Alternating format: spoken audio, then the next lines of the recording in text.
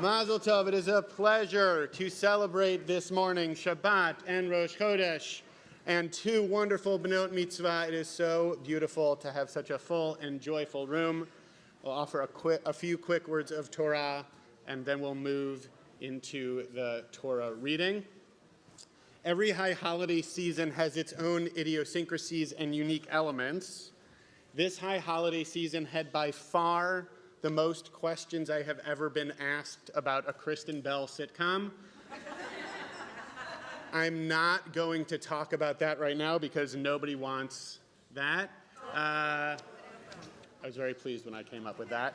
But I will talk for a minute because when Nikki and Jasmine and I would meet, they would sometimes talk about, of course, what they were interested in. And so I'll talk briefly about a different Kristen Bell sitcom, The Good Place. Yeah.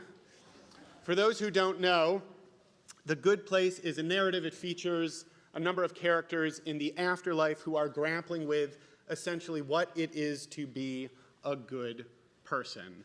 There are a few spoilers along the way. It's an old sitcom at this point, but I won't get into all of it.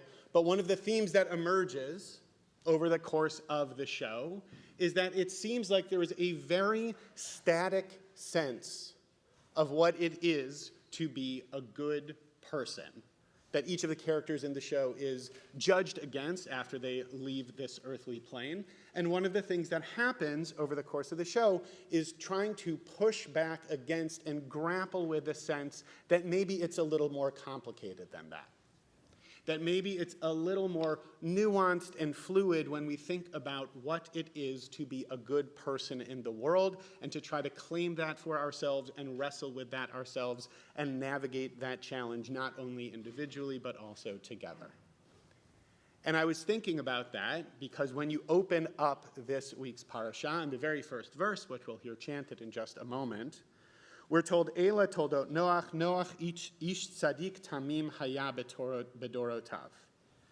That these are the stories, these are the generations of Noach. Noach, who was a righteous man, blameless in his age.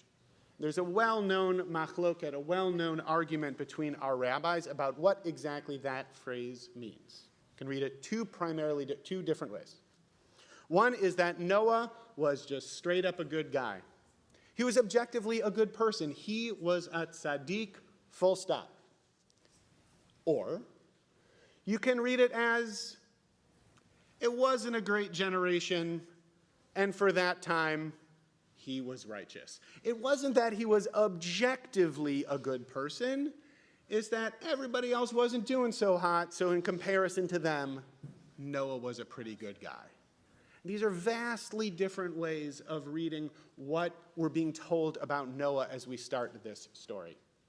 And there are a lot of other questions we can ask on top of those questions. What does it mean to be objectively a good person? Is being good enough, or should we be striving for more than that? I think one of the true gifts of our tradition is that, yes, we have the ability and the encouragement to grapple with these abstract questions, and we also don't only get stuck there. We have a lot of concrete actions that we are called to take on for ourselves as Jews, that for all of our intellectual questioning, we've also got to do certain things that bring us out of the realm of intellect and into the realm of action. Keeping Shabbat, eating in a certain way, giving tzedakah, how we talk about other people. Yes, we talk about the exact way in which we should do those things, and we're still called to take those concrete actions.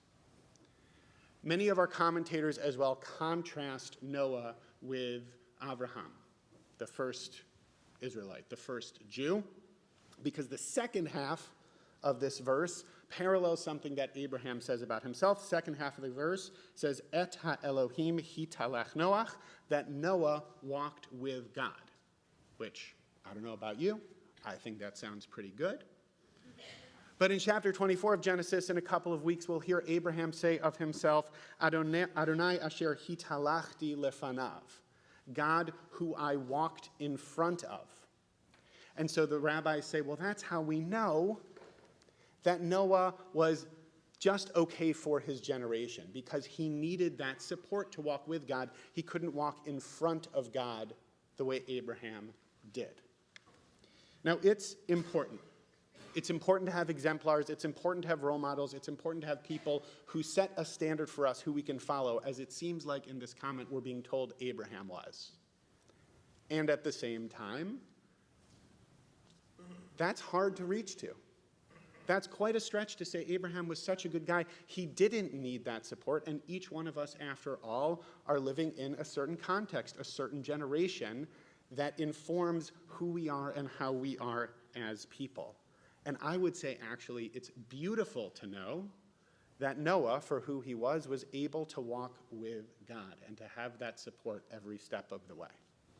So what I'll invite you, as Nikki and Jasmine chant for us, and as we celebrate them this morning, I'll also invite you to reflect on, to think about what are those actions that you can take to bring yourself into the world, to take those actions of righteousness, to help bring that righteousness into the world, whatever generation it is we happen to be living in, because after all, that is ultimately what will make this world a good place.